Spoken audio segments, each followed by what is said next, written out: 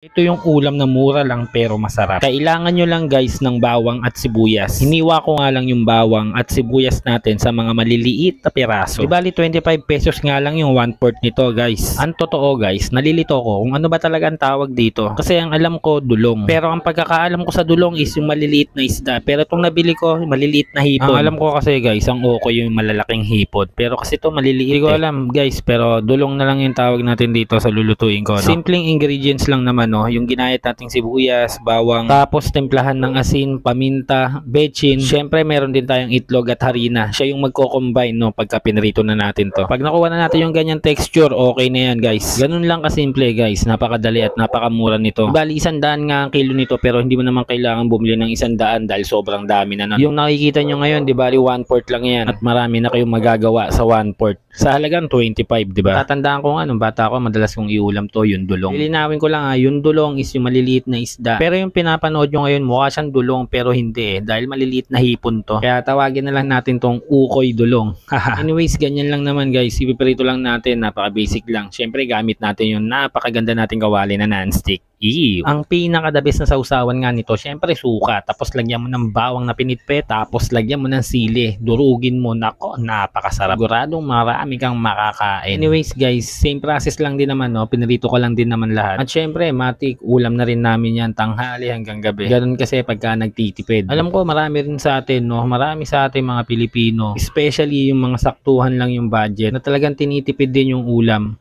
Kapag ka nagluluto sigurado mula tanghalian hanggang hapunan na yan. Siyempre ganun naman yung mga Pinoy. Hanggat makakatipid, titipirin natin. Kaya kaway-kaway sa pamilyang madiskarte. Lahat ng diskarting pagtitipid ay ginagawa. Pero siyempre hindi naman laging ganon. Balang araw pagpatuloy lang din natin yung sipag at tiyaga natin. At makakaahon din tayo ng sabay-sabay. Kaya tuloy lang sa hamon ng buhay at walang susuko. Kaya laban lang.